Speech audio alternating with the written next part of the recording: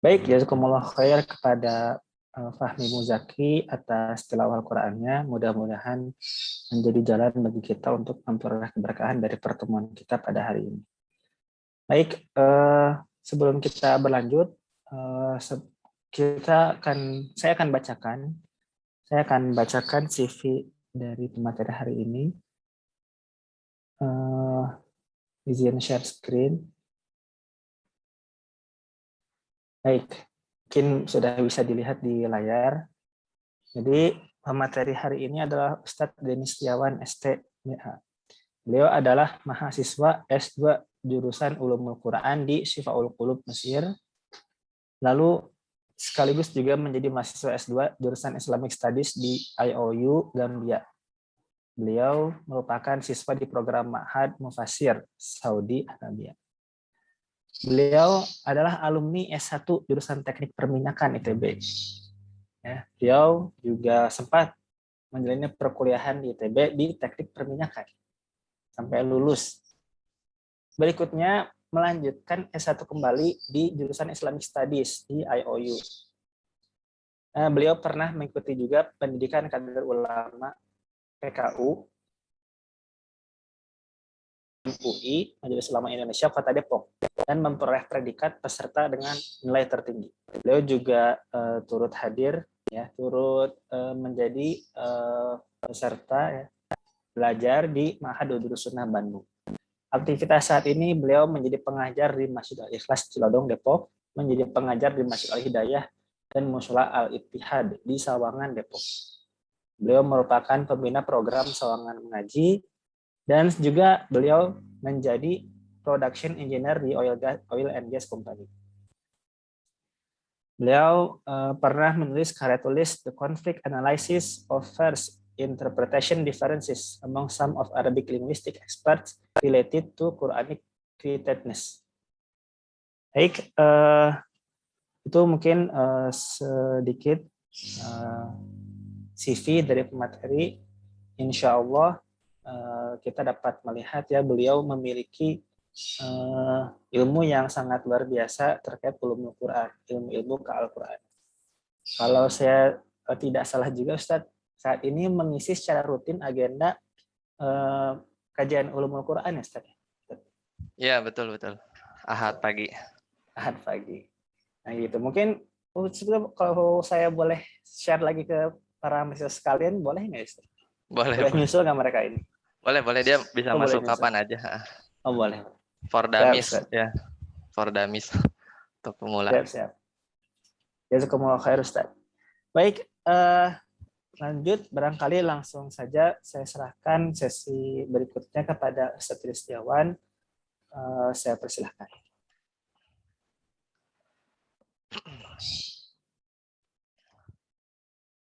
Baik, bismillah. Saya share screen, sudah kelihatan ya? Sudah. Ya, masuk. Bismillah. Assalamualaikum warahmatullahi wabarakatuh. Waalaikumsalam warahmatullahi wabarakatuh. Alhamdulillah hamdan katsiran thayyiban mubarakan fih kama yuhibbu rabbuna wa yarda. Asyhadu an la ilaha illallah wahdahu la syarikalah wa asyhadu anna Muhammadan abduhu wa rasuluh. Allahumma shalli ala Muhammad wa ala ali Muhammad. Alhamdulillahilladzi bi ni'matihi tatimmus shalihat. Segala puji bagi Allah Azza wa Jalla yang senantiasa memberikan nikmat yang begitu banyak kepada kita semua sehingga kita masih diberikan kesehatan, ya, kemudian nikmat iman, Islam, dan yang tak kalah penting adalah kita diturunkan satu pedoman hidup yaitu Al-Qur'an, kalamullah, yang menjadi petunjuk, ya, bagi umat manusia dan merupakan mukjizat terbesar bagi Nabi Muhammad SAW dan kita rasakan sampai saat ini. Salawat serta salam semoga senantiasa tercurah kepada Nabi Muhammad SAW beserta para keluarga beliau, para sahabat beliau, dan semoga kita senantiasa istiqomah, ya, dalam menjalankan sunnah-sunnah beliau. Sebelumnya sedikit perkenalan, ya, karena kalau nggak salah katanya beda nih. Jadi saya terakhir sempat juga ngisi di teman-teman ini Bright Itu udah angkatan 2018 ya. 2019. 19.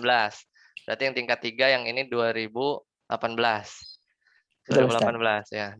Ya 2018. Saya ingat saya ngebimbing anak KP ya, di Medco itu 2018 ya. 2019 karena dia tingkat 3 ya. Nah, barakallahu fikum. Jadi dulu ya ini kalau berbicara penerima beasiswa, jadi saya juga ingat ya dulu itu pas di ITB beasiswanya nggak sama sih dengan ini, nggak tahu ini baru ada kapan ya. Saya itu Pemprov Jabar waktu itu ya, sama ada teman-teman dari Unpad kemudian ITB juga ya. Jadi memang poinnya sih sebenarnya itu nikmat dari Allah ya dapat beasiswa.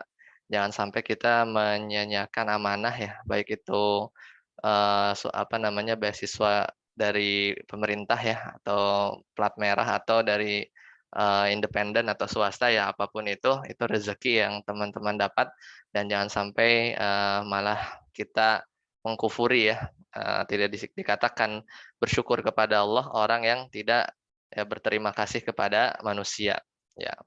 Mungkin ada pembinaan ini sebenarnya malah dapat nikmat lagi ya. Jadi jangan sampai cuman menjadi mungkin kewajiban, nggak tahu nih wajib atau enggak.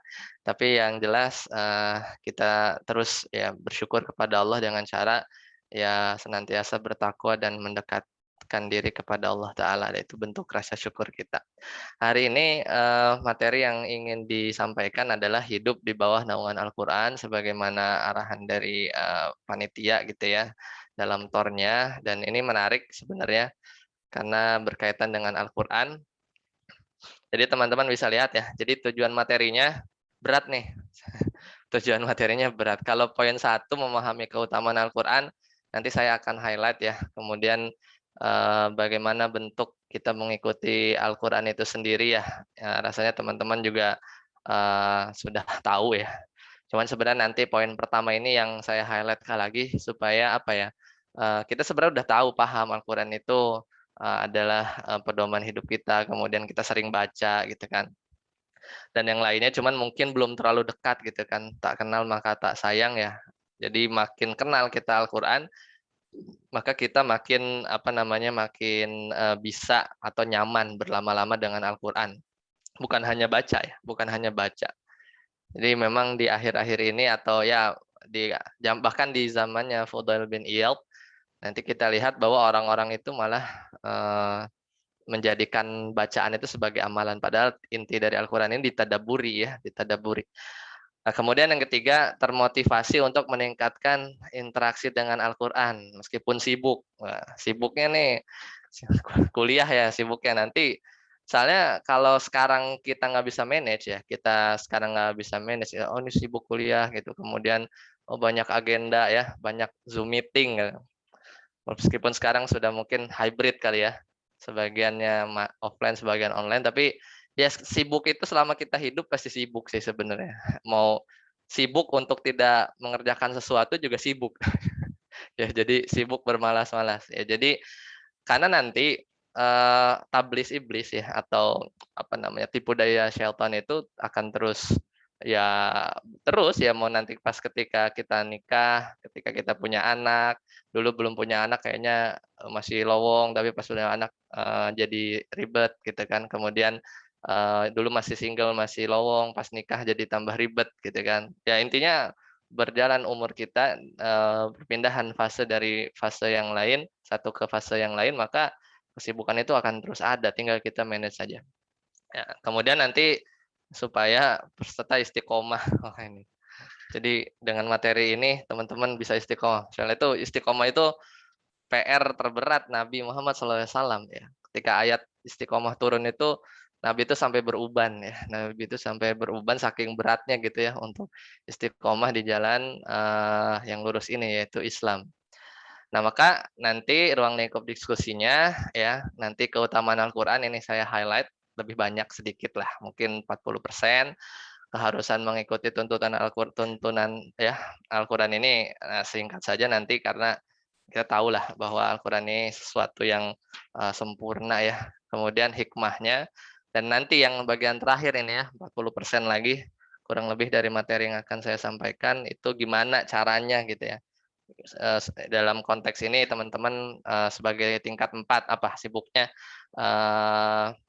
TA ya, TA. Jadi kalau gambaran nih kalau ingat-ingat tingkat 4 saya itu waktu semester 8 tuh, bayangin saya tuh punya 2 mata kuliah nggak lulus ya.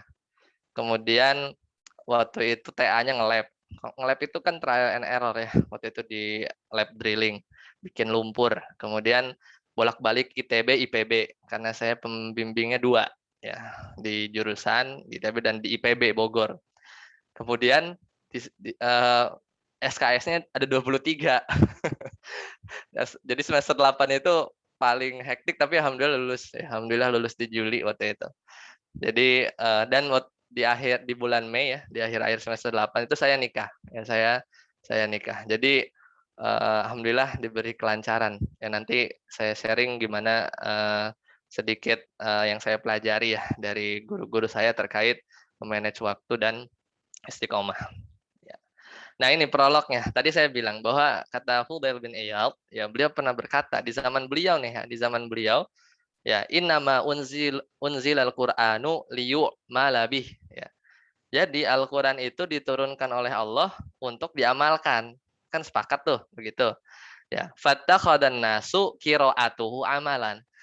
Ya, tapi manusia ini orang-orang ini ngomong di zaman beliau berarti kan orang-orang atau beliau melihat manusia ketika itu malah menjadikan qira'atahu amalan. Ya, qira'atahu amalan. Jadi kayak mentok dibaca Al-Quran saja gitu ya. Itu yang jadi amalan. Dan ini bukan nggak bagus, ini bagus. Ya makan ini tahap awal ya. Tahap awal kita mentadaburi itu justru dari baca ya. Meskipun kadang baca pikirannya kemana gitu kan. Yang penting tilawah dapat 2 lembar, 3 lembar atau 1 hari 1 juz ya. Ya, jadi tapi poinnya yang disampaikan ini sebenarnya nyindir gitu. Jangan sampai kita tuh kepada Al-Quran itu bentuk pengamalannya itu cuma sampai baca ya. Padahal di situ ada terjemahnya ya, naik lagi di situ ada tadabur, tafsirnya yang harus kita baca dan yang penting itu justru malah mengamalkan isi Al-Qur'annya. Jadi mengamalkan Al-Qur'an itu mengamalkan kandungannya bukan mentok di qiraatah ya, qiraah saja. Ya, qiraah saja. Ini sindiran yang Masya Allah ya, tapi memang kita juga patut bersenang juga senang juga ya terhadap kondisi belakangan ya ketika pandemi ya. Banyak program-program Al-Qur'an, banyak tahsin, tajwid itu pintu ya, pintu menjadi gerbang kepada kita bisa mengamalkan kandungan. Ya minimal baca sih daripada enggak gitu kan. Daripada enggak ya mending kita rajin baca gitu kan. Tapi ya dari terus ditingkatkan lah. Jadi kita mulai beli tafsirnya ya atau banyak di aplikasi ya, kemudian tadabbur, memahami gitu ya. Jadi tidak selepas baca. Tapi baca pun itu baik ya. Harus tartil, kita harus cari guru, kita pelajari tahsinnya, ya tajwidnya, ya, dan disimak ya oleh guru. Nah, di sini kita lihat ya bahwa urgensi ya kita menjadikan Al-Qur'an itu sebagai pedoman hidup kita. Mau tidak mau ya kita sepakat bahwa kita beriman kepada kitab-kitab Allah ya di antara rukun iman yang ketiga ya, dan di antara kitab-kitab Allah ini adalah Al-Qur'an ya, adalah Al-Qur'an. Jadi jangan sampai kita malah melupakan ya pedoman yang memang Allah berikan. Allah yang menciptakan kita, tentu Allah yang paling tahu apa yang terbaik, aturan-aturan apa yang terbaik bagi umat manusia, dan itu ada di dalam Al-Qur'an. Nah, kemudian ada perintah ya di surat An-Nisa ayat 136. Jadi dalilnya perintahnya kita harus berpedoman dengan Al-Qur'an. Ya Allah Ta'ala berfirman, ya a'udzubillahi minasyaitonirrajim di An-Nisa ya 136. Ya ayyuhalladzina amanu ya aminu billahi wa rasulihi wal kitabil ladzi nazzala ala rasulihi wal kitabil ladzi anzala min qabl. Jadi memang Allah menyeru orang-orang beriman untuk beriman kepada Allah dan Rasul-Nya, kepada kitab-kitabnya yang diturunkan kepada Rasul yaitu Nabi Muhammad SAW, dan juga kepada kitab-kitab yang sebelumnya, Pertanyaannya bahwa di sini kan ayat kan turun ke para sahabat ya, betul kan? Ya, tapi dilihat ya ayyuhalladzina amanu, wahai orang-orang yang beriman, maksudnya para sahabat ketika itu. Tapi diperintah beriman lagi, aminu billahi wa rasulihi wal kitabil ladzi nazzala ala rasulihi wal kitab dan seterusnya. Nah, hikmahnya apa? Ya, orang udah beriman disuruh beriman lagi. Jadi beriman kuadrat gitu ya. Tapi poinnya kata Ibnu Qayyim di situ menunjukkan ya kalau ada orang udah beriman kemudian diperintahkan beriman lagi, itu maknanya diperintahkan untuk istiqomah. Jadi seolah-olah dalam ayat itu seakan maknanya gini, teruslah beriman ya, tambahlah keimanan ya kalian kepada Allah ya. Jadi istiqomah ya, kita istiqomah terus berpegang kepada Al-Qur'an.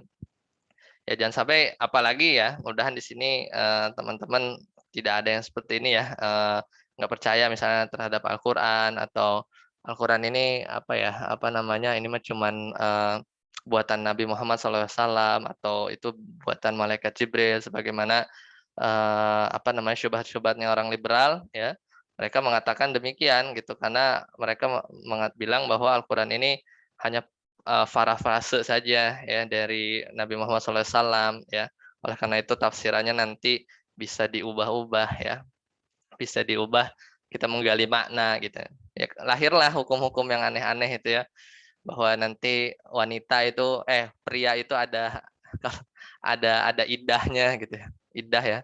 Kalau terus atau jadinya wanita itu boleh menikah kepada laki-laki yang non muslim gitu ya. Itu diantara tafsiran akibat hermeneutika yang tadi, metode mereka gitu ya, kritis kepada atau tidak percaya terhadap teks-teks agama ya. Ya gitu, banyak syubhat, makanya kita harus belajar ya, harus belajar membentengi diri kita ya, dan perlu effort ya, perlu effort. Nah, sekarang kita ini dulu deh, kita lihat dulu Al-Qur'an itu apa sih ya. Di sini nggak terlalu detail sebenarnya. Jadi Al-Qur'an ya itu secara bahasa ini ada dua perbedaan nih ya. Jadi kalau Imam Syafi'i itu mungkin ada yang pernah belajar bahasa Arab nggak ya? Mudah-mudahan ada ya. Kalau enggak mungkin ini hanya info saja yang mudah-mudahan sebagian teman-teman ada yang tertarik gitu ya. Ini hanya menunjukkan bahwa Al-Qur'an itu secara bahasa ya, itu ada dua pendapat. Ada yang bilang isim jamid. Isim jamid itu kata dalam bahasa Arab tapi dia itu bukan turunan dari kata yang lain. Ya, turunan dari kata yang lain. Jadi memang Quran ya, lafaz Quran ya seperti itu, aslinya tidak ada turunan kata dari mana-mana. Nah, tapi yang masyhur adalah isim mustaq. Isim mustaq itu derivat. Ya, kata yang dihasilkan dari turunannya ya, turunannya. Nah, turunannya ini apa saja ya? Lafaz Quran itu ada yang mengatakan dari corona ya, bukan COVID-19 tapi dekat maknanya ya, qaf, ra dan nun. Ya, ada dua ulama yang berpendapat demikian ya. Makanya Al-Qur'an itu katanya dari al-qarain, maksudnya dekat ya. Dekat apa? Ya, dekat kepada Nabi Muhammad SAW ya. Kalau misalnya orang Arab ngomong qarantu syai'a bi syai', maksudnya dia tuh mendekatkan sesuatu dengan sesuatu. Tapi pada akhirnya yang masyhur sebenarnya yang sering kita dengar ya mungkin adalah qara'a ya. Jadi nunnya itu tambahan, jadi asli katanya itu qara'a, artinya membaca. Qara'a yaqra'u qira'atan atau Qur'anan. Itu dari sisi bahasa saja, just info. Nah, dari sisi istilah, Al-Qur'an itu dia tadi ya, kata asalnya qara'a qira'atan Qur'anan. Yang kedua adalah kalamullah. Kita harus yakin bahwa Al-Qur'an itu kalamullah. Kalamullah ini sifat Allah, ya bukan makhluk. Bukan makhluk. Jadi Al-Qur'an yang kita baca itu adalah kalamullah, ya, yang turun kepada Nabi Muhammad. Kenapa? Karena ada kalamullah, ya, perkataan-perkataan Allah yang tidak turun kepada Nabi Muhammad. Ya, misalnya turunnya kepada Nabi Musa, kepada Nabi Ibrahim, jadilah kitab beliau, kemudian suhuf ya, suhufi Ibrahim wa Musa ya, turun ke Isa, itu kalamullah juga ya kan, kalamullah. Kemudian dan ini hanya sebagian ya, karena kalamullah ini kalau di Al-Qur'an disampaikan bahwa kalau pohon-pohon di dunia ini menjadi pena, kemudian lautan di dunia ini menjadi tintanya, kemudian diberikan lagi semisalnya 7 kali, itu nggak akan pernah bisa menulis kalam-kalamnya Allah. Ya, karena kalam Allah tak terbatas. Ya, dan sebagiannya turun kepada nabi-nabi yang lain, yang turun kepada Nabi Muhammad itu namanya Al-Qur'an. Membacanya ibadah, ya. Karena kalau membaca hadis enggak, membaca hadis kan enggak bukan apa, maksudnya tidak ada ta'abbud di situ ya, tidak ada sisi ibadah dari situ. Kemudian mutawatir, sampainya kepada kita ini mutawatir. Kalau mutawatir ini nggak perlu apa namanya, tidak perlu dicari-cari atau ini orisinil atau tidak ya. Kenapa? Karena dari satu orang ke orang yang lain atau dari satu apa namanya level zaman ke zaman yang lain itu semuanya sama. Jadi nggak mungkin orang-orang itu bersepakat di dalam kedustaan. Kalau sekarang mungkin ya, kalau dulu kan nggak ada WA ya, nggak ada grup Telegram gitu ya. Kalau mau bikin hoax ya bersepakat ya ke dalam kebohongan bisa gitu. Tapi dulu enggak. Orang satu di Basrah, orang satu di Irak, orang satu di Mekah gitu kan. Nggak mungkin mereka merubah Al-Quran kemudian bersepakat dalam kedustaan sehingga sampai pada kita Al-Quran ini ada perubahan. Lagi pula memang Allah sudah berjanji ya bahwa Allah yang menjaga Al-Quran dan yang semisalnya yaitu As-Sunnah. Nah, dari sini kita lihat nih bahwa ada perbedaan yang nanti ini slide-nya saya akan share ya, slide-nya akan saya share ya. Jadi terus apa dong bedanya dengan hadis qudsi? Hadis qudsi kan firman Allah juga. Kan hadis qudsi tahu ya teman-teman.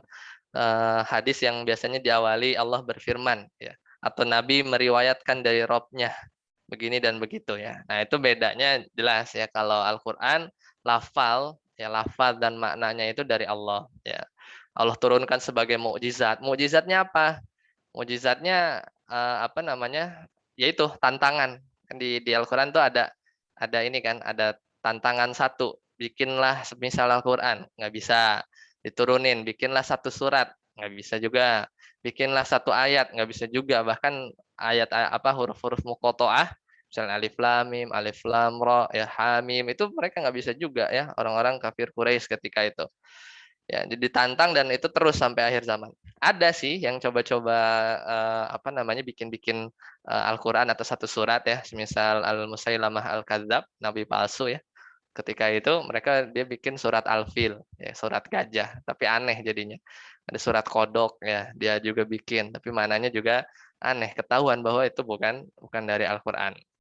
Ya, kemudian di antara keutamaannya kita kalau megang Al-Qur'an itu harus dalam keadaan suci ya, dari hadas besar, hadas kecil, berbeda dengan hadis ya. Adapun hadis tidak sampai dipersyaratkan seperti itu. Ya. Nah, itu karena semuanya wahyu, ini semuanya wahyu. Hadis wahyu. Kenapa? Karena Nabi nggak berkata sesuai hawa nafsunya ya. Jadi kalau Nabi pun beristihad salah, selama Nabi masih hidup, wahyu masih turun, Nabi bisa ditegur ya, bisa ditegur kalau memang beliau salah. Jadi intinya apa yang diucapkan oleh Nabi itu semuanya wahyu ya, semuanya wahyu. Nah, kita lebih detail nih ya, supaya kita tahu nih apa yang sedang kita jadikan objek sebagai pedoman kita. Jadi Al-Qur'an itu punya nama sifat. Kalau orang makin banyak namanya, penyebutannya itu menunjukkan makin mulia, ya, makin mulia, makin agung kedudukannya, ya.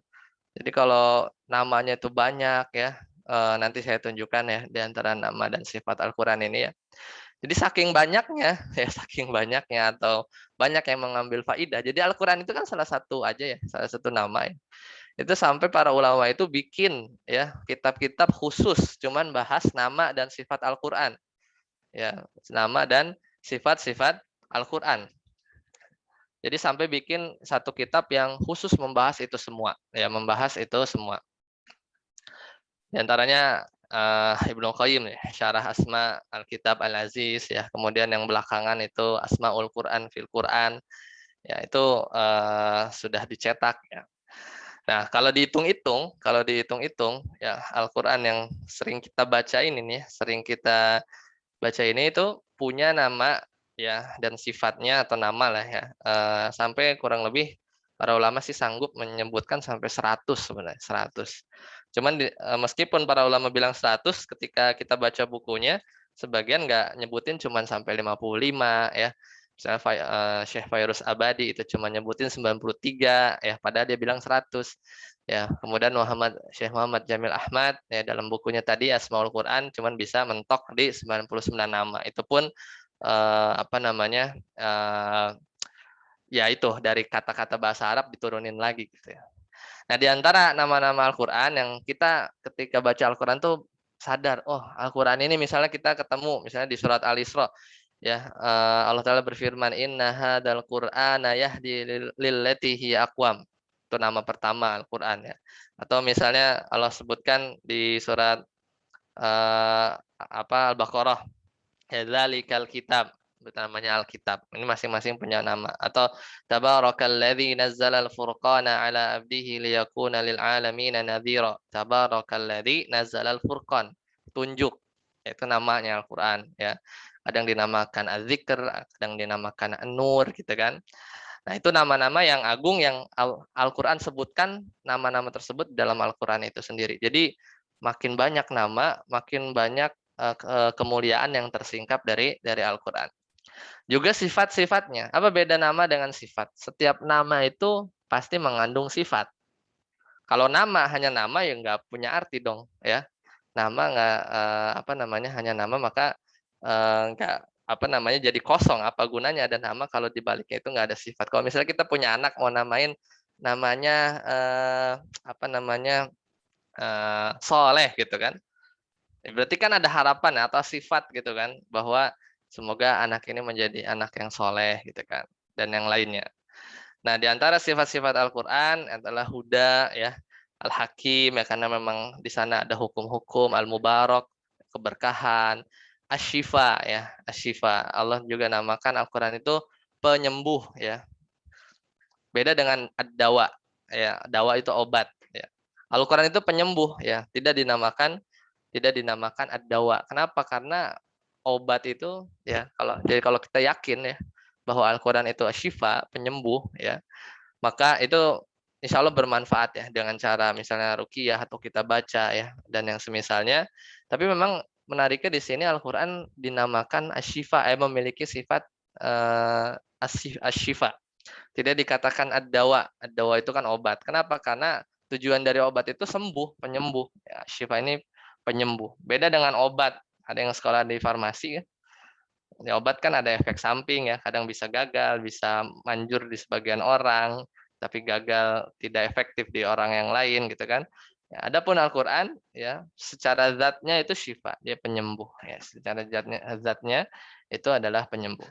Dan ini Masya Allah ya, ketika kita memperdalam nama dan sifat, kita tuh makin apa namanya ya, makin nggak bisa jauh-jauh dah dari yang namanya Al-Qur'an ya. Entah itu kita baca atau kita amalkan atau kita tadaburi. Nah, ini saya ada apa screenshot ya dari bukunya Profesor Amruni Derajat ya dalam buku beliau Ulumul Quran. Ini sebenarnya beliau menukil dari Az-Zarkashi ya, pengarang Al-Burhan, kitab yang membahas tentang ulumul Quran. Nah, dan di sini ada nama-namanya, nama dan sifat dari Al-Quran beserta dalilnya ya, ditemukan di mana. Mulai dari kitab ya, Quran, tadi Syifa ini nomor 8, wa nunazzilu minal Qur'ani ma huwa syifa, ya, dan seterusnya. Nah, ini kurang lebih berapa nih? 20 ya kan, kemudian ada 36, kemudian 53. Nah, 53. Jadi saking banyak ya, hanya bisa menyebutkan 53. Nah, apa sih hikmahnya berbilangnya nama, kok namanya banyak banget gitu kan. Itu tadi, kalau gimana sih kalau misal contoh aja deh, hari kiamat coba. Hari kiamat itu namanya ada berapa? As-Sakhah, Al-Qiyamah, Al-Haqqah, kemudian apa lagi? Ada 20 kalau salah. Jadi itu menunjukkan sesuai kejadiannya. Kenapa di kiamat itu dinamakan qiyam? Ya, kenapa kiamat itu dinamakan qiyam? Qiyam itu kan dari kata qoma ya. Qoma yaqumu qiyam, berdiri. Kenapa? Karena nanti ketika hari kiamat kita semua berdiri. Ini materi materi itu ya, materi kemarin tuh ya tentang hari akhir. Kenapa disebut as-sakhah? Ya, karena apa namanya, ya ketika itu ada suara yang memekik gitu kan, ketika terjadi hari kiamat. Jadi menunjukkan keagungannya, ya menunjukkan keagungannya. Bahkan Nabi Muhammad SAW sendiri punya nama-nama yang lain kan, Ahmad, ya, Abul Qasim, kemudian yang lainnya. Apalagi Allah Subhanahu Wa Taala, ya nama dan sifatnya itu tak terbatas.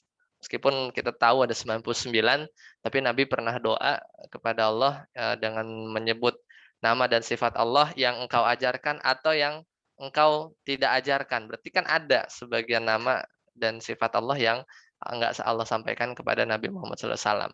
Ya. Nah, kemudian kadang persamaan perbedaannya juga ada, maksudnya nama dan sifat tadi punya persamaan ya, menunjukkan makna ya, kadang setiap makna ini punya perbedaan yang lain. Nah, ini juga ya pada akhirnya itu menunjukkan kepada Al-Qur'an. Pada akhirnya itu menunjukkan kepada Al-Qur'an. Sumber pengambilannya dari mana? Jelas dari Al-Qur'an. Tadi kan ada tuh dijembrengin ada 50-an ya. Itu kan ada dalilnya dari Al-Qur'an. Karena nama ini kita nggak boleh bikin-bikin sendiri. Kenapa? Karena sifatnya tauqifiyah, wahyu. Gimana sih kalau misalnya Ustadz Reka dipanggilnya Ustadz Reki, mau nggak? Gitu kan? Nggak mau kan? Jadi apa harus sesuai gitu. Kalau di Al-Qur'an nyebutnya Syifa, Syifa. Kalau di sendiri Al-Qur'an disebutnya apa namanya, Az-Dzikr, ya Az-Dzikr, Al-Furqan, Al-Furqan gitu. Karena itu nama harus perlu dalil ya, perlu dalil. Ya, seperti itu. Kemudian selanjutnya, di antara keutamanya, nah ini kita bisa lihat ya, yang paling menarik sebenarnya yang dari sisi tilawah ya. Karena Masya Allah satu huruf satu pahala, bukan alif lam mim satu huruf, tapi benar-benar alif satu, lam satu, mim satu gitu kan. Nah, kemudian Allah sifati juga ya ketika kita tilawah itu tidak apa namanya, diibaratkan perniagaan yang nggak pernah rugi. Ada nggak jualan tapi nggak pernah rugi? Kayaknya cuma ini doang. Kan kadang ada, jadi untung terus dong berarti kan? Ya karena itu analogi yang disampaikan surat Fatir ya ayat 29 sampai 30. Ya, jadi membaca Al-Qur'an itu tijarah lan tabur, yang nggak pernah rugi, ya nggak pernah rugi. Kemudian belum lagi ya nanti Al-Qur'an bisa memberikan syafaat kepada yang membaca. Kalau menghafal ada keutamaan yang lain ya. Dia baca satu apa namanya, ayat yang kita hafal itu meninggikan kita meningkatkan derajat kita di surga. Ya, coba baca sampai akhir yang kamu hafal. Ya kalau hafalnya cuman kulhu aja, kulhu ae gitu kan. Ya cuman naiknya 3 gitu kan. Makanya ini juga yang menjadi dalil ya bagi apa dari para ulama bahwa surga itu tingkatnya ada berapa? Ada 6.000-an lebih. Kenapa? Karena ayat Al-Qur'an itu sampai 6.000 ya, sampai 6.000-an lebih. Berarti sebanyak itu pula tingkatan di apa namanya di surga nanti. Mudah-mudahan kita dikumpulkan bersama orang-orang soleh, para nabi, ya, siddiqin ya di surga. Amin. Nah, kenapa tadi ya Al-Qur'an ini kita jadikan pedoman ya, ya kayak ibarat motor ya, ngeluarin Honda ya, atau apapun mereknya, dia ngeluarin bentuknya atau produknya pasti dia kasih buku pedoman. Dan yang menciptakan kita itu Allah. Ya, tentunya Allah paling tahu apa ciptaan kita. Ada seorang apa ya, ateis atau agnostik kali ya. Jadi ketika itu dia bilang saya bisa ciptain lalat. Ya kan tantangan Allah diantaranya bisa nggak ciptain lalat gitu kan? Ya apa dalam penciptaan kata si orang ini bisa. Ya tunggu ya, nih saya punya daging ya, kemudian saya tutup gitu kan, lihat besok nih ada lalat ya, besok ada lalat gitu kan, saya bisa ciptain. Ya kemudian apa ulat belatung dulu kan, kalau ceritanya dia gitu. Akhirnya besok dibawa, ditunjukkan ke murid-muridnya, tuh bener kan, saya bisa ciptakan ulat nih dari daging. Dulu sebelumnya nggak ada, sekarang jadi ada gitu kan. Kemudian kata seorang murid ini dia bilang, ya kalau kamu ya itu mah sebenarnya kalau tahu tentang bakteri atau ya bukan bakteri ya, kalau apa namanya dilaletin gitu kan nanti ada belatung ya kan pasti pasti muncul kan, itu bukan dia ciptain tapi memang justru Allah yang ciptain itu. Akhirnya ditanya, ada pertanyaan yang menarik ke si orang ini, eh, kalau kamu benerin ciptain, coba hitung ya, ada berapa uletnya, kemudian apa namanya, mana yang muncul duluan, mana yang enggak. Dia nggak bisa, dia tidak bisa menyebutkan itu karena memang bukan dia yang ciptakan. Itu hanya memang proses secara alami ya, perkembangbiakan ya, dari telur lalat sampai jadi ulet gitu ya, belatung. Nah, jadi Allah yang paling tahu ya yang terbaik buat hambanya. Makanya janganlah berspekulasi gitu ya, pakai teori kebahagiaan lah. Saya pernah belajar psikologi ya, psikologi Islam itu, atau psikologi yang umum sih ya. Ada teori inilah bikin bahagia, teori itu ya. Jangan spekulasi karena belum tentu benar gitu kan. Ya bisa benar gitu, tapi tidak menjamin, tidak menjaminnya Al-Qur'an ya ketika kita pedomani ya sebagai sumber hidup kita. Gitu ya. Dan nanti ya mau tidak mau nanti Al-Qur'an ini kan bisa menjadi hujah ya. Hujatun laka wa hujatun alaik. Jangan sampai Al-Quran itu menjadi hujah dalam rangka dia malah menyerang kita nanti. Oh, kamu nggak pernah baca Al-Quran, nggak pernah mentadaburinya. Atau sebaliknya, oh berilah syafaat kepada orang ini karena dia ya menghafal Al-Quran, kemudian apa namanya membaca Al-Quran. Jangan sebaliknya. Jadi Al-Quran ini bisa nyerang, bisa mendorong kita, membantu kita ketika nanti di akhirat. Ya. Dan setelah Al-Quran turun maka tidak ada uzur lagi ya bagi orang-orang kafir atas kekufuran mereka. Nah, di antara adabnya ya saya skip saja ya, nanti bisa kita baca. Kemudian keunikannya ya paling saya highlight di sini ya. Jadi Al-Quran itu buatan Nabi Muhammad SAW. Ya, kan ada tuh syubhatnya begitu ya. Kalau iya, ya sebenarnya gampang sih jawabnya. Kalau seandainya Al-Quran itu buatan Nabi, ya, maka kayak abasa wa tawalla. Nabi telah bermuka masam dan berpaling ya, ketika kisahnya Ibnu Umi Maktum ya, yang seorang sahabat yang buta ya. Kemudian Nabi itu cemberut gitu ya kan ke beliau. Itu kan ayat-ayat teguran. Ya ayuhan nabi lima tuharrimu ma halallahu lak. Itu ayat teguran juga ya. Kalau memang dari Nabi pasti ayat-ayat teguran itu disembunyikan dong ya. Tapi nyatanya tidak ya. Nyatanya tidak. Kemudian di dalamnya juga ada pengabaran hal-hal gaib ya, padahal Nabi nggak pernah tahu apa yang akan terjadi di masa depan.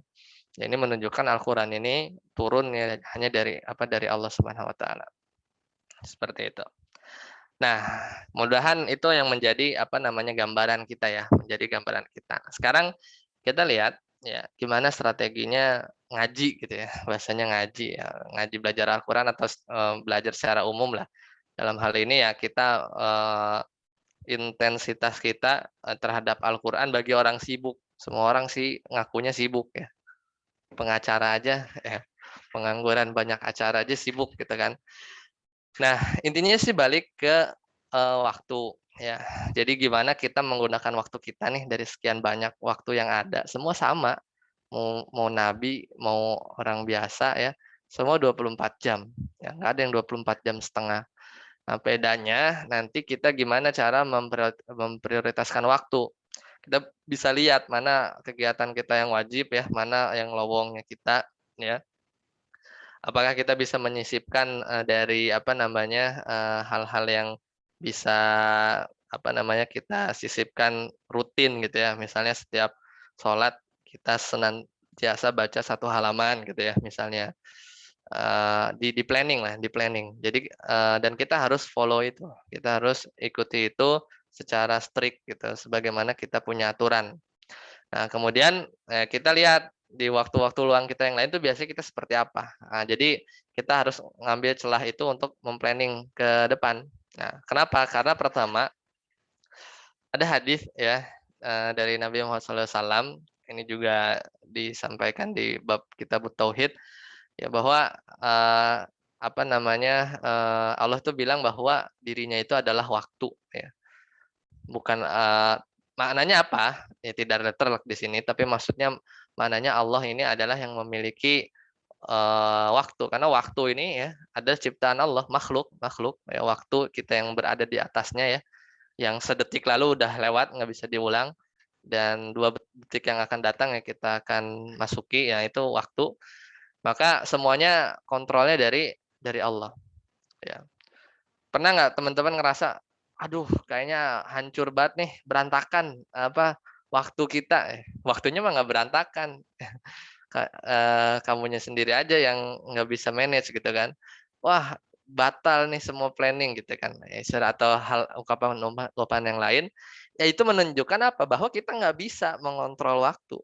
Mau kita sejam 2 jam ini kita semua dibantu ya oleh Allah ya, atas hidayah dan taufik oleh Allah. Sejam ini kita ditakdirkan oleh Allah sekarang belajar memanfaatkan waktu ini dengan baik atas taufik dari Allah ya, dari Allah, dan kita terus meminta. Makanya ketika kita sadar bahwa semua waktu-waktu kita ini dikontrol oleh Sang Pencipta, kita meminta kepada Allah supaya kita nggak berantakan nih, kita punya jadwal ya, kita punya jadwal. Nah, jadi ingat 5 sebelum 5 ya, ingat 5 sebelum 5 yang kita udah tahu nih bahwa uh, mumpung masih muda ya, mumpung masih sehat, mumpung punya duit ya, kemudian mumpung kita punya waktu luang. Nah, itu yang jangan sampai kita lewatin. Nah, yang kedua, Allah akan tanya. Nah, kalau kita sadar bahwa waktu kita waktu yang kita gunakan itu akan ditanya, makanya kita harus berhati-hati. Kenapa? Karena kita nggak memiliki waktu. Kita hanya dikasih amanah umur, yang sudah terbatas. Adapun keberkahannya yang kita bisa tambah ya dengan hal-hal yang memang menambah keberkahan umur, misal silaturahmi dan yang lain. Ya. Dan nanti di akhirat kita harus sadar bahwa Allah akan tanya di hari akhir. Ya, apa yang kita lakukan di waktu luang, ya itu kan harus dipertanggungjawabkan, karena kan itu nikmat ya, nikmatani magbubatani ya, 2 nikmat yang senantiasa dilalaikan oleh orang-orang adalah waktu dan sehat ya. Dan bagaimana kita menghabiskan itu semua ya, dan waktu yang paling berharga itu sebenarnya masa muda. Teman-teman di sini ada di posisi itu ya, karena betapa banyak orang yang ingin balik ke masa mudanya supaya melakukan ini dan itu ya. Makanya jangan tunggu sekarang.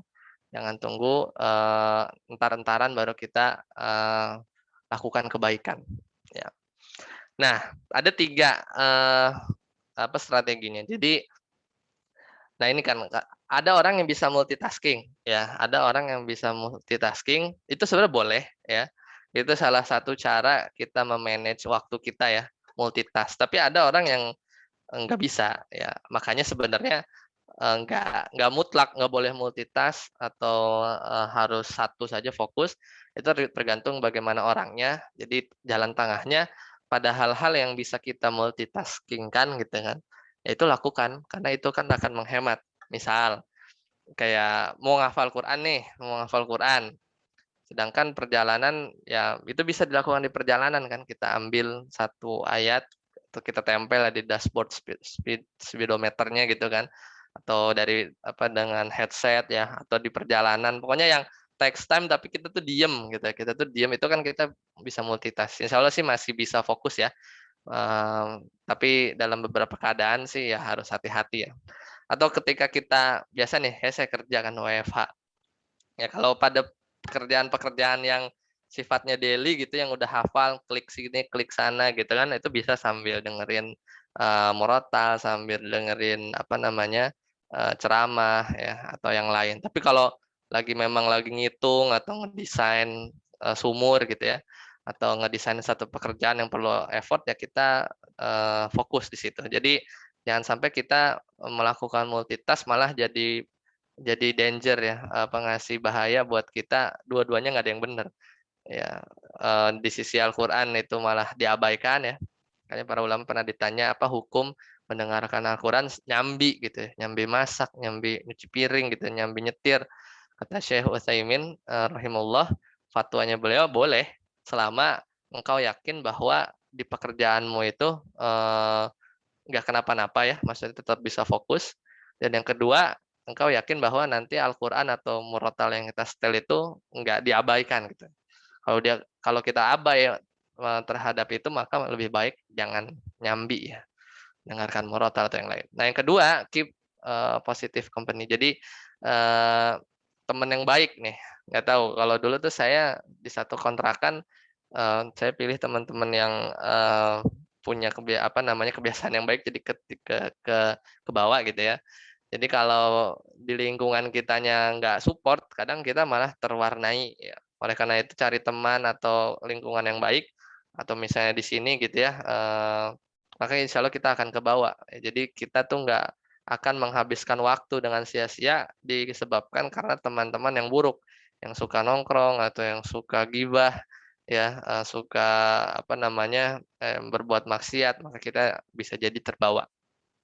Dan yang ketiga, ya kita harus open ya, humble, kemudian menerima saran gitu ya. Jangan sampai kita sebenarnya merasa paling udah bagus ya time management kita, tapi kita tutup mata dari saran-saran orang. Itu harusnya begini dan begitu ya, kita terima kalau memang itu menjadi lebih baik. Nah, 3 cara ini yang harus sering diingat gitu ya bagi teman-teman semua terkait manajemen waktu.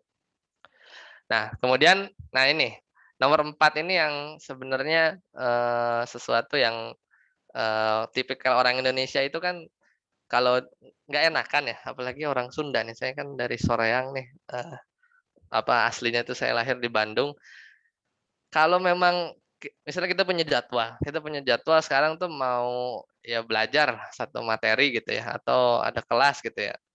Kemudian kita diajak gitu, yang sebenarnya bermanfaat juga nih, kadang syubhatnya begitu, bermanfaat juga, tapi atau untuk kesehatan, diajak olahraga atau yang lain kan, itu kan ada aja lah pembenarannya sehingga kita tidak follow agenda kita. Nah, ini kita harus bisa mengatakan enggak, "Oh enggak, saya ada jadwal."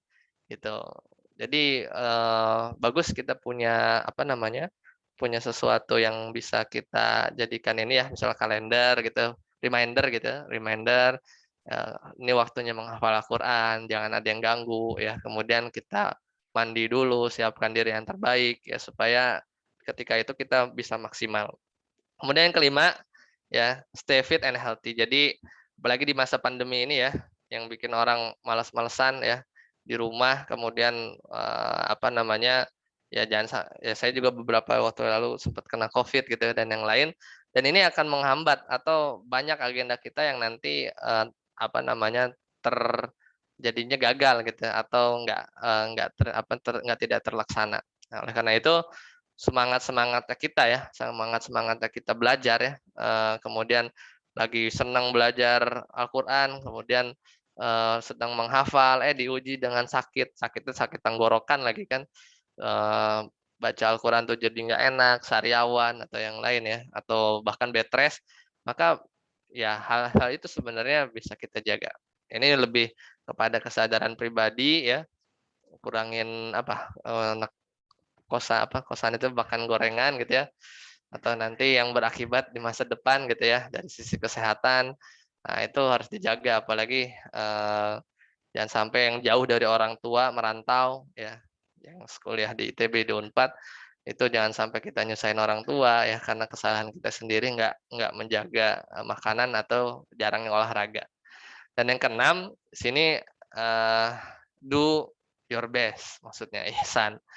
Jadi setiap apapun yang kita lakukan dari agenda yang kita punya, itu usahakan fokus dan buat itu semaksimal mungkin.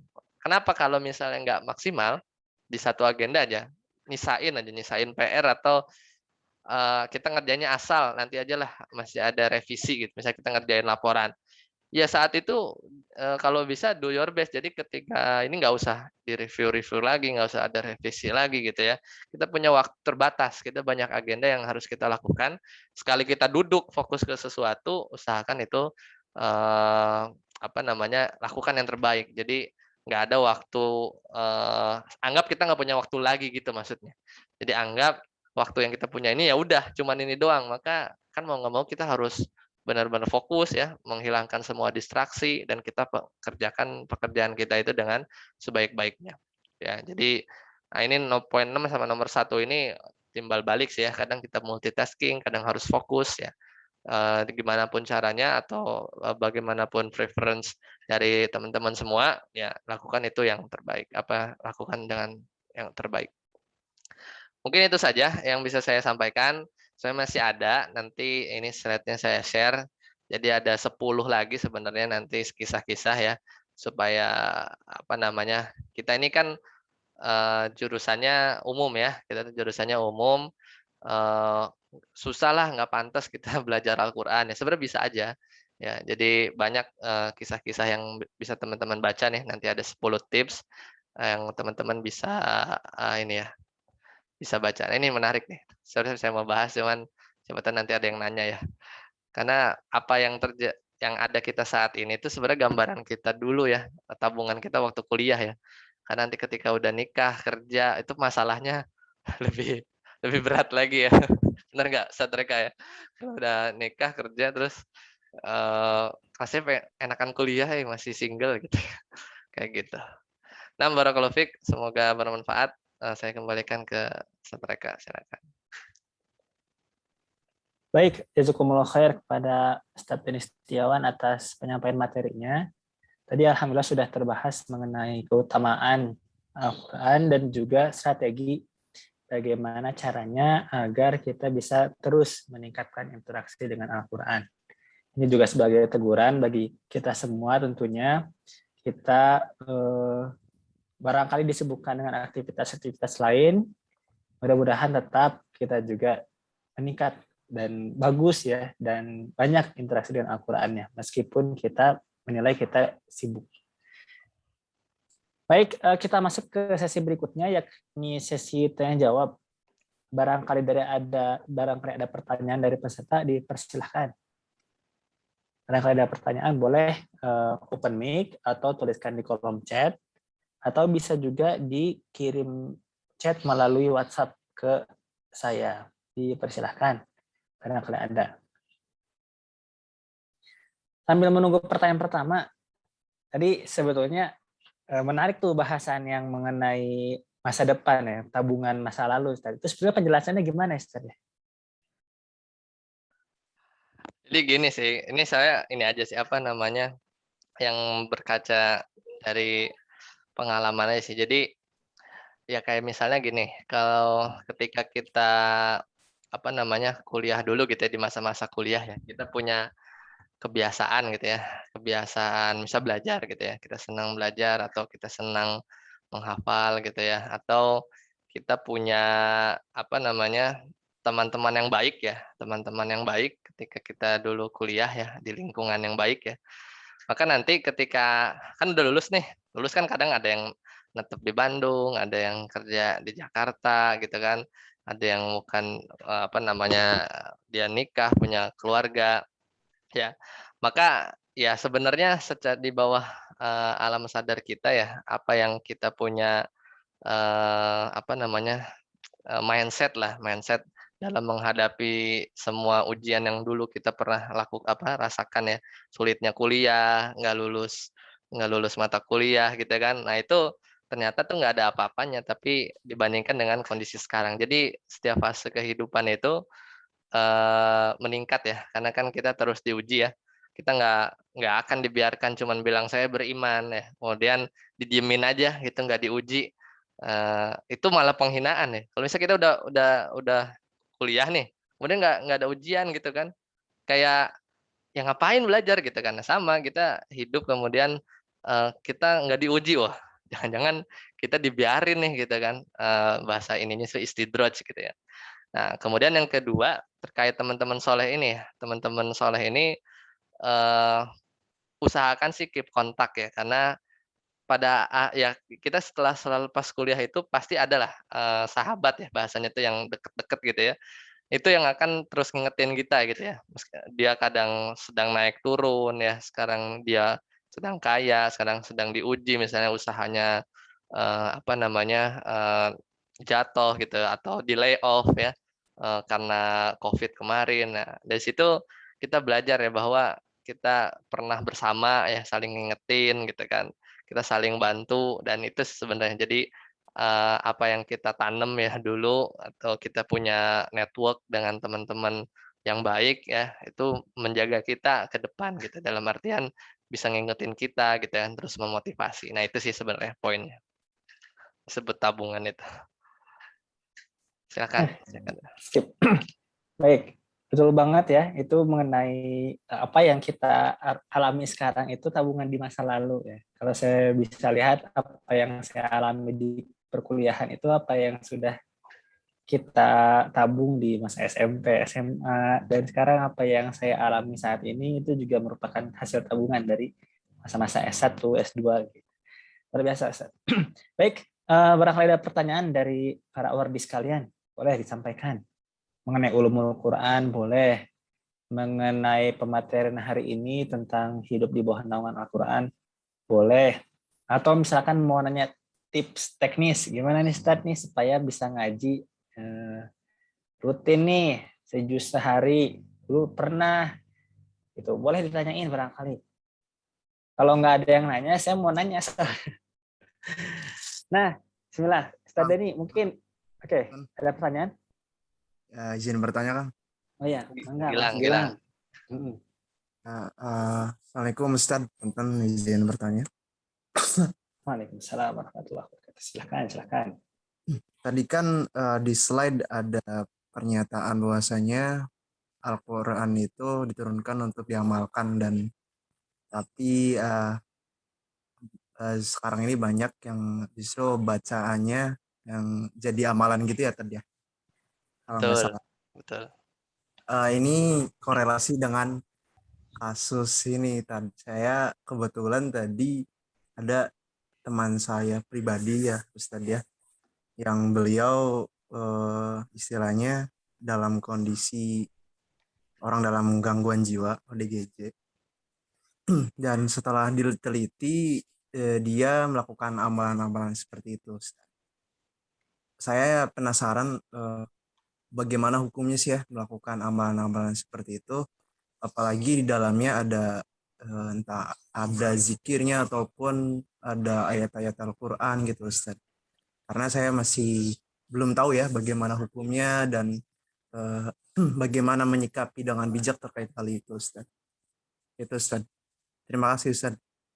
Assalamualaikum. Waalaikumsalam warahmatullahi wabarakatuh. Sebenarnya kalau bacanya normal gitu ya, yang ya kita tilawah gitu ya, dengan tajwid yang benar gitu ya. Insya Allah nggak jadi ODGJ sih. Tapi berarti ini temen ini ya, sebelumnya sehat gitu ya, Gilang? Sebelumnya sehat Ustaz. Nah, ya memang beberapa saya temui juga. Eh ya perlu dicek sebenarnya. Ini kan kasus spesifik ya, kasus spesifik yang dilihat oleh Gilang tuh tergambar secara zohir atau jadi ODGJ gitu ya, karena ada amalan-amalan. Nah, tapi kalau perkataan Fudail bin Iyad ini ya qiraatahu amalan, ya jelas ini di zamannya beliau itu eh, para tabiin itu mereka baca tuh ya sehari 3 juz gitu ya. Jadi ini baca Al-Quran gitu. Cuman yang dikritik itu, Masya Allah, baca sehari 3 juz saja masih dikritik gitu kan. Itu baca mulu gitu kan. Kasarnya gitu ya, itu di zaman dulu ya. Tapi maksudnya nggak ada kajian-kajian atau tadaburnya kurang, tafsirnya kurang. Maksudnya di sini sih itu, ya. Dan juga berjalan ya. Kalau zaman sekarang kita banyak orang di mobil, di bis dia megang mushaf, itu mah kita bersyukur banget ya. Zaman sekarang gitu kan, masih ada orang yang pede gitu dia baca ngafalin di motor, di bis ya, di MRT ya, dia pegang mushaf di KRL ya. Itu masya Allah ya, itu harus kita support. Cuman maksudnya jangan sampai melupakan sisi tadabbur tafsirnya, justru kandungannya yang dituntut, salah satu yang dituntut dari Al-Quran itu adalah mengamalkan isinya. Nah, itu poin pertama. Poin yang kedua, adapun yang tadi, ya sebenarnya itu harus dicek ya, sebenarnya yang dia baca itu beneran Al-Quran atau tidak. Kalau memang ada, kalau murni Al-Quran rasanya sih tidak ya.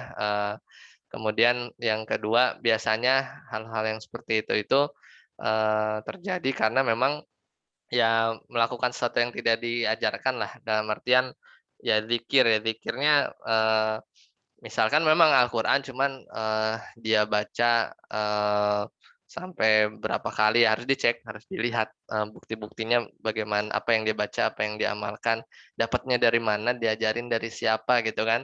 Ya pada akhirnya nanti akhirnya bisa jadi ODGJ ya, ya itu di situ ada gangguan jin ya, ya mulanya gitu ya.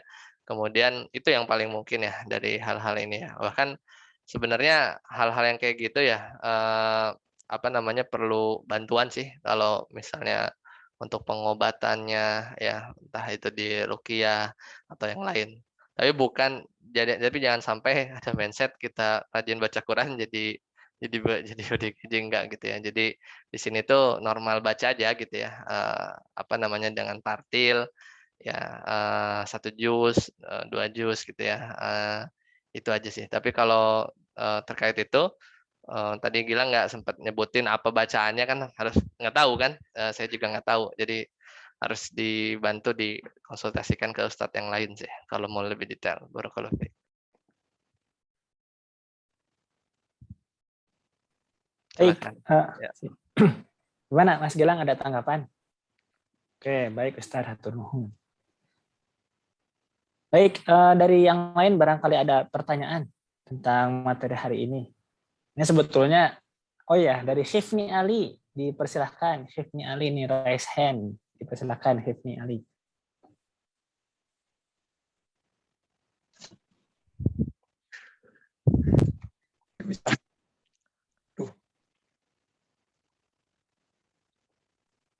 Bismillah, Assalamualaikum Ustaz. Waalaikumsalam. Ingin bertanya, yang ini masih slide yang sama. Mungkin tadi saya terlewat atau bagaimana. Nah, tapi saya masih bingung bagaimana cara kita, ya sebutlah awam gitu, untuk mengamalkan Al-Quran gitu. Karena di sini kan diturunkan oleh Allah untuk diamalkan. Sedangkan saya lah, baca Quran aja masih belum lancar, belum bagus gitu. Bagaimana cara mengamalkannya jika membacanya saja belum bisa gitu. Sedangkan untuk tafsir dan Al-Quran itu kan nggak bisa sama orang awam gitu. Ya, betul. Jadi memang kita perlu perangkat, ya, perlu perangkat dan belajar, situ ada effort. Nah, untuk awam di sini kan beragam ya, dengan bermacam-macam kemahirannya atau kemampuan dari si orang awam ini ya. Memang pintu pertama ya dari Al-Qur'an supaya kita kenal itu baca ya. Jadi memang bacanya harus kita perbaiki ya, makhraj dan sifatul hurufnya. Kemudian itu bertahan terus ya, setahun kita belajar ngucapin huruf ain aja kadang terus dikoreksi sampai seperti itu ya. Di situ ada pahala. Di situ ada pahala diganjar oleh Allah. Ya mudah-mudahan dengan membaca itu ya, atau effort kita belajar membaca dengan baik saja itu di zaman sekarang ya, atau pada tahapan awal itu termasuk yang excellent lah kayak gitu. Nah, tahapan yang kedua ya untuk tadabbur ini apa namanya? Tadabbur ya. Tadabbur itu boleh dia dilakukan oleh orang awam ya, bahkan yang tidak bisa berbahasa Arab ya, baca terjemah itu diperbolehkan. Karena tadabbur ini maknanya merenung gitu ya, kemudian berpikir ya, selama dia apa menambah keyakinan keimanan dia ya, dan dia tidak keluar dari apa namanya, pendapat pribadi dia, hal-hal yang nyeleneh gitu. Oh, maksud ayat ini adalah ini gitu ya. Enggak. Itu jatuh di ranah tafsir. Ya, adapun tadabbur itu maka diperbolehkan. Ya, contoh tadabbur itu ginilah, yang realnya itu apa namanya, misalnya ayat-ayat tentang inilah suami istri gitu ya, maksudnya bahwa apa namanya, dia itu kan apa, suami istri itu dikatakan libas ya, apa namanya, pakaian ya, maksudnya libasun lahun ya, libasun lahun ya, hunna libasul lakum wa antum libasul lahunna ya. Kita baca ayat ini misalnya, uhilla lakum lailatas siyam, ini kan ayat puasa kan. Ya, uhilla lakum lailatas siyami rafatha ila nisaikum hunna libasul lakum wa antum libasul lahun. Kok Allah ini menggambarkan antara suami istri itu sebagai pakaian. Ya, mana pakaian itu kan menutup aurat, menutup kejelekan, aib gitu kan. Aib seorang muslim atau aib orang yang kita sayangi itu kita tutupi, ya. Itu sedemikian rupa menunjukkan kedekatan antara suami dan istri, atau ya sebatas itu. Terus kita paham bahwa ya di situ ada hak-hak yang harus kita tunaikan dan yang lainnya. Atau misalnya kita tadabbur dari firman Allah bahwasanya laki-laki yang baik itu untuk perempuan yang baik, itu kan satu makna yang mudah ya. Kemudian perempuan yang baik untuk laki-laki yang baik. Terus pertanyaannya, kok ada tuh laki-lakinya baik tapi perempuannya belangsak gitu kan, atau sebaliknya. Nah, itu kok bisa terjadi? Ya, tadabbur, bisa jadi itu ujian ya. Tapi pada hukum asalnya ketika kita memantaskan diri ya sebagai pribadi yang soleh atau soleha, maka nanti Allah karuniakan jodoh kita dengan yang baik pula gitu kan. Atau yang lain. Itu sebatas sampai situlah tadabbur ya. Kemudian berkaitan dengan ayat-ayat penciptaan gitu ya, ayat-ayat penciptaan. Misalnya terkait hari kebangkitan, bahwasanya kita akan dibangkitkan, kemudian ditanya ya. Kemudian kita dari situ tadabbur bahwa apa yang kita lakukan ini akan dipertanggungjawabkan ke depannya dan semisal itulah. Sampai situ batasannya. Tadabbur yang bisa kita lakukan itu bisa dilakukan oleh siapa saja. Nah, tapi memang berarti kuncinya pertama, step-stepnya adalah ya memang baca ini harus nomor 1 ya, harus benar, karena kita nggak bisa tadabbur tanpa bacanya salah-salan ya. Misalnya baca gini lah, Allah Ta'ala berfirman, wa anzalnahu minas sama'i matara, ya, dan Allah turunkan dari langit itu hujan, maksudnya azab ini ya, mator ini batu-batuan, ya, azab kepada orang yang mendustakan kita. Tapi kita bacanya salah. Wanzalnahu ilas sama'i matoro ya, dengan tambahan alif yang lebih panjang, harusnya matoro jadi matoro, dan Allah turunkan dari langit bandara ya. Matoro itu bandara gitu kan. Atau di Al-Fatihah ya kita salah baca, misalnya alhamdulillahi rabbil alamin. Alhamdu kita baca haknya besar ya, haknya jadi besar. Alhamdu maknanya segala segala, semoga Allah celaka. Alhamdulillah, segala kecelakaan atau kemudorotan lillah, bagi Allah. Kan maknanya bisa kufur ya.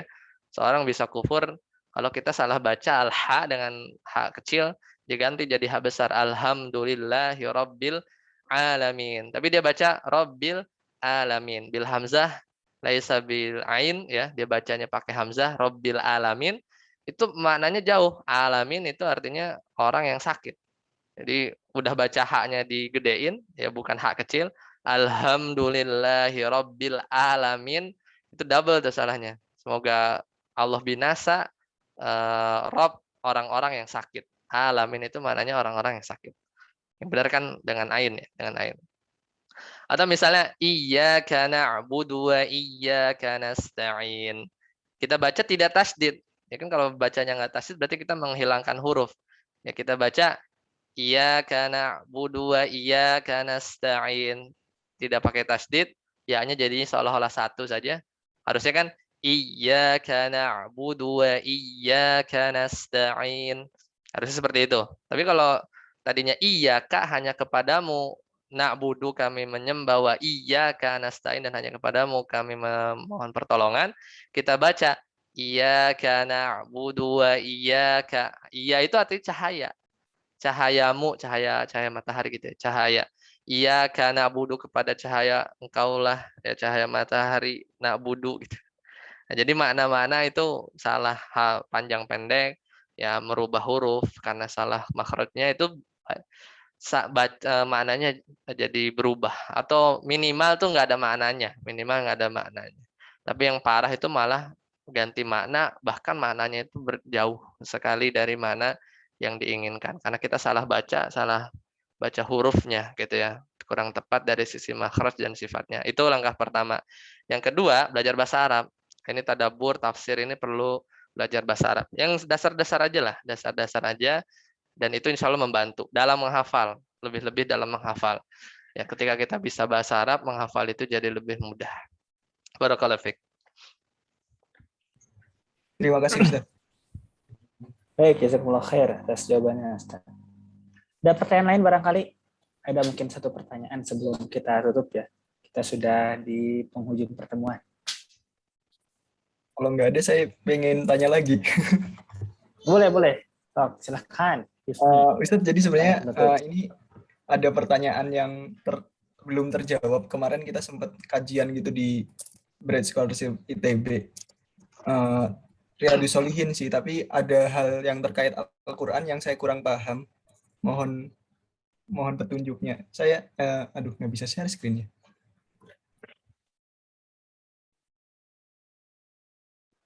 Masih co-host dulu, bisa share. Karena masih diisi screen-nya oleh Ustaz Denny. Oh ya, udah saya lepas. Oke, sip. Saya izin share screen sebentar, Ustaz. Di hadis yang ini babnya tentang keutamaan mencari keutamaan untuk dicintai oleh Allah gitu. Nah, di sini ada tentang fi sholatihim fayahtim qul huwallahu ahad bi qul huwallahu ahad. Di sini pertanyaan yang pertama, maksudnya fayahtim itu apakah di rakaat kedua atau bagaimana? Terus selanjutnya di bagian yang li'annaha sifatur rahman. Sesungguhnya qul huwallahu ahad itu sifat ar-Rahman. Maksudnya ini gimana? Apakah karena pendek jadi itu bentuk kasih sayangnya Allah kepada kita jadi diringankan gitu atau bagaimana, Ustaz? Terima kasih. Ya, barakallahu fiik. Pertanyaan bagus ya. Pernah baca hadis ini? Ya, jadi coba sambil share lagi. Maaf. Sambil saya baca tadi. Saya share lagi. Nah, jadi ini sebenarnya menarik sih ini kalau fikih ini panjang. Jadi sahabat Nabi ini tuh ini sebenarnya dia tuh pertama ini ya, dia sahabat Nabi ya. Kemudian ketika itu Nabi masih ada. Jadi wahyu belum putus. Nah, kemudian karena ini jadi kesannya itu si imam ini kalau sekarang tuh posisinya itu kalau nggak salah tuh kalau di syarah hadisnya itu di daerah Kuba lah, imam di masjid sana ketika itu ya, sekarang Kuba gitu ya. Dia selalu memang di pertanyaan pertama tadi nutup kulhu, jadi di rakaat pertama misalnya baca watin, kemudian dia habis alaihissallahu ya ditutup habis, kemudian baca qul huwallahu ahad gitu di akhirnya. Jadi selalu dia tutup seperti itu. Itu pengamalannya dia. Nah, orang yang kaget datang ini pasukan syariah ini ya, maksudnya orang yang lain yang ada di belakang si imam ini kok merasa nih kok baca qul huwallahu ahad gitu kan. Nah, kemudian ya ini diantara semangatnya para sahabat ya, kalau menemukan hal-hal yang baru langsung dikonfirm gitu kan, atau langsung dilaporin lah ya.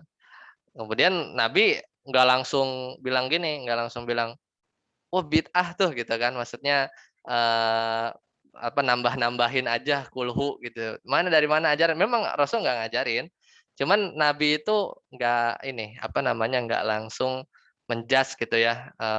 Wah dia berarti selalu nutup kulhu gitu, dibikin rutin kan? Dibikin rutin jadi amalan gitu kan. Tapi tabayun gitu, ditanyain dulu ya. Rasul jadi udah dilaporin kan, ngadu tuh, tapi ditanya balik sama Rasul, coba tanyain ke dia kenapa kok melakukan itu ya. Tapi ini dalam tanda kutip masih wahyu turun ya, jadi kalaupun itu salah, yang dilakukan oleh sahabat salah, itu akan langsung ditegur. Sama kasusnya kayak kisahnya Bilal bin Rabah habis wudhu selalu sholat.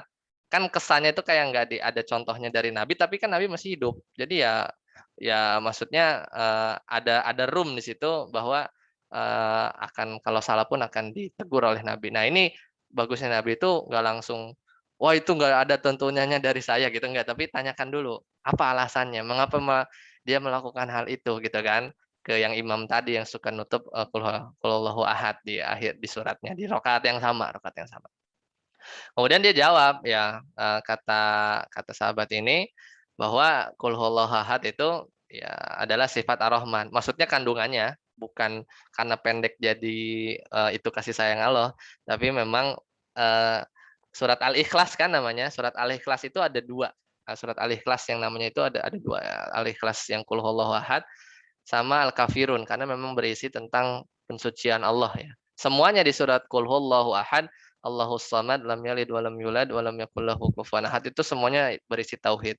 Nah, di situ ada sifat-sifat Allah mulai dari ahad ya, tidak beranak, tidak diperanakan dan yang semisalnya dan dia suka dan dia suka dan Rasulullah sampaikan ya karena kecintaan dia ya terhadap surat ini murni tulus gitu kemudian dia amalkan dan boleh secara fikih boleh-boleh saja pada akhirnya secara fikih tentu mau baca 2 surat kan dicontohin juga Nabi itu Al-Baqarah ya kemudian habis itu Ali Imran. Wah, itu belum selesai juga, pegel kan tuh apa Abdullah bin Mas'ud kan di sampingnya. Saya kira udahan, lanjut lagi An-Nisa gitu kan. Jadi boleh banyak beberapa kali baca itu ya. Meskipun kalau khusus beliau karena beliau cinta terhadap surat ini ya maka itu yang menjadikan Masya Allah nih ada kabarnya itu menggembirakan akhbiruhu annallaha ta'ala yuhibbu. Jadi kita kalau memang cinta kepada satu surat gitu ya, itu sebagai bisa jadi jalan Allah mencintai kita. Mudah-mudahan ya kalau cinta kita tuh jujur ya terhadap surat-surat yang kita senengin gitu ya. Dan pada akhirnya dengan adanya hadis ini dan Rasulullah menyaksikan, mengiyakan gitu, mengapprove ya apa yang dilakukan oleh sahabat ini ya jadi bukan bid'ah ya jadi malahan bagian dari sunnah Nabi karena Nabi tahu ya dan Nabi nggak melarang gitu. Tapi poinnya sih Nabi itu tabayun dulu kan. Masya Allahnya itu Nabi tidak langsung menjas yang secara zohir menurut pandangan sebagian sahabat tadi yang langsung ngadu ya.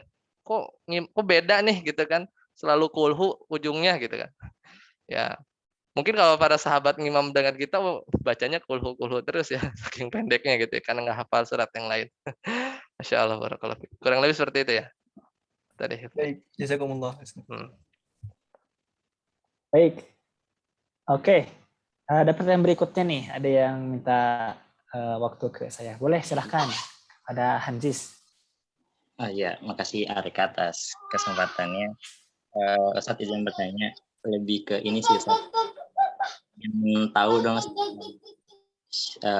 praktisnya gitu ya. Ustadz tuh kalau misalkan bagi waktu, apalagi kan Ustadz sebagai engineer juga, apalagi production di oil and gas juga, ngebagi waktu antara pekerjaan dan mungkin daily-nya gitu Ustadz dari dulu masa kuliah, pembiasaan apa yang Ustadz lakuin. Terus ketika tadi itu mungkin dari sempat disinggung sama Ustadz ya tentang kerja, kuliah, nikah gitu. Ustadz tuh nyusun kurikulum dan targetan-targetan yang mungkin bisa di-sharing ke kita biar kita tahu ternyata standar kita tuh masih kerendahan gitu sejauh ini. Atau ada tips-tips praktis yang bisa kita lakukan kesehariannya gitu Ustadz. Barakallahu fiik. Jadi kalau secara garis besar ya, kalau di masa kuliah dulu itu sebenarnya untuk belajar ya, karena kan kita selalu perlu upgrade ya. Makanya saya dengan cara ini sih, karena saya dengan cara kuliah lagi gitu. Jadi waktu 2013 tuh masih inget tuh saya tuh lagi ikut ini. Saya tuh jadi apa? Kalau di KM tuh yang pakai slide biru tuh medik ya. Kalau di ITB ya. Waktu itu medik. Ya, gitu kita kan. biru medik ya. Bukan yang marah-marah. Nah, jadi dalam artian dulu waktu di 2013 saya perlu belajar, makanya saya ikut kuliah lagi yang sistemnya online sih. Jadi dengan kuliah lagi maksudnya tuh kita punya kurikulum, kapan belajar fikih, kapan belajar akidah, kapan belajar Quran, tajwid dan yang lain tuh udah ada kurikulumnya. Meskipun kadang saya ambil part time, kadang saya full time dan benar sih waktu tingkat 3 sama 4 saya cuti kuliah yang satunya lagi itu ya Islamic Studies. Setelah saya lulus baru saya lanjutin lagi pas saya kerja. Nah, jadi dengan kita ikut program aja sih, nggak usah kuliah lagi. Maksudnya ikut program yang berbayar kalau bisa, maksudnya berbayar yang affordable ya, yang kita mampu lah. Tahsin kan banyak tuh. Jadi ada aduh duit gue udah keluar nih gitu kan, udah sayang-sayang masa nggak lulus, atau maksudnya nggak cuman ngejar sertifikat tapi nggak dapet ilmu gitu ya. Intinya ada program yang di situ kalau bisa ada ujiannya, ya ada interaksi dengan guru sebenarnya lebih bagus ya, lebih bagus seperti itu. Dan berkahnya pandemi itu semua course online itu keluar tuh ya, dari yang MIT-nya ya, dari urusan ilmu dunia itu di open ya, jadi banyak lah Coursera dan yang lain. Jadi begitu juga dengan ilmu-ilmu syar'i ya, apapun ya, jadi secara umum itu ngebantu. Kenapa? Karena ketika kita punya jadwal dan kita bayar ya, kalau yang gratis sih rawan ya, rawan menyepelekan ya, karena kalau bayar tuh berasa. Apalagi kita kan anak-anak beasiswa ya. Saya itu dari semester 2 sih.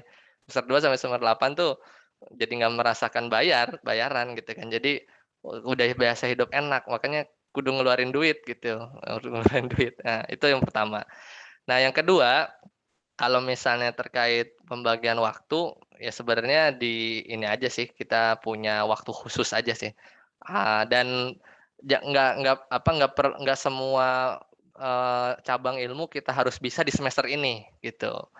Nah, saya sebenarnya ada slide yang terkait profil penuntut ilmu dari saya share aja deh ya, mumpung saya lagi di PC ya.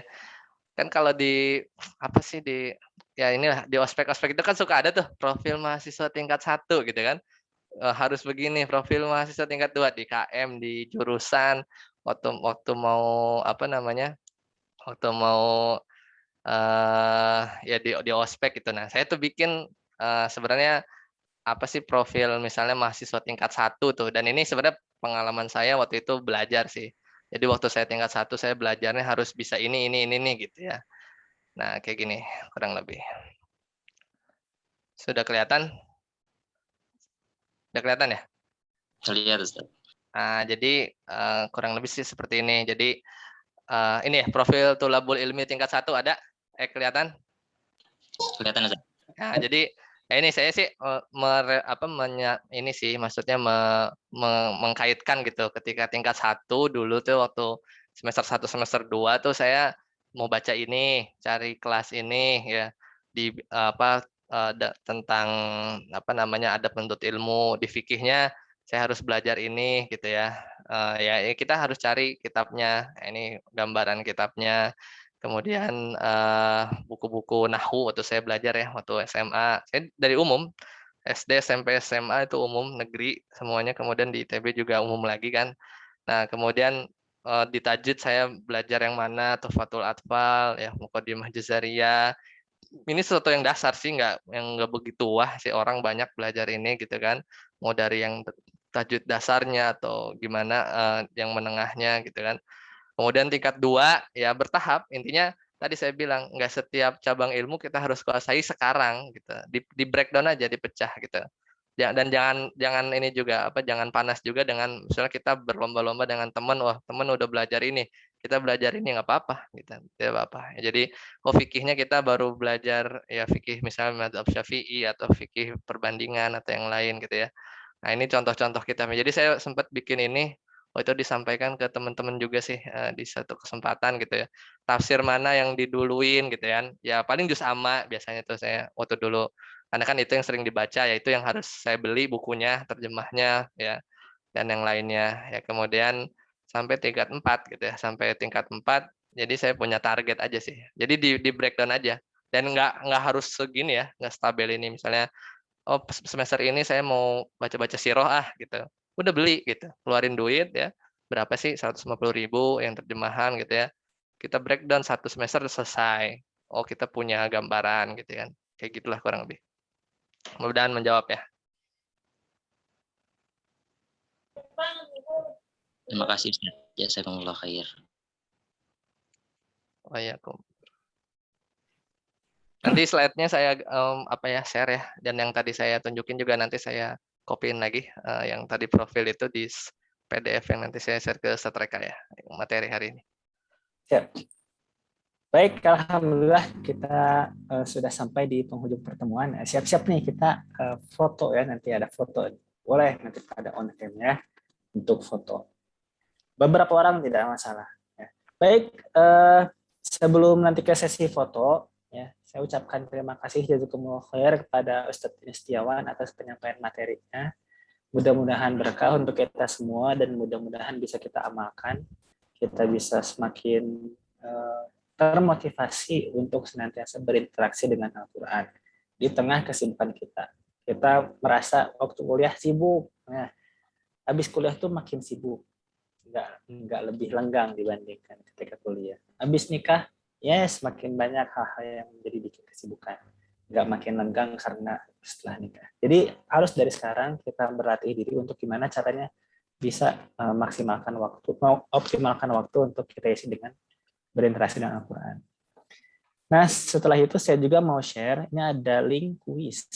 Ya, link kuis. Ada hadiah untuk 3 orang terbaik. Nah, nanti silahkan diisi. Deadline-nya pukul 8 malam ini. Baik, kita sesi foto dulu sebentar. Boleh, silahkan dinyalakan kameranya. Nanti yang ambil gambarnya Hifni.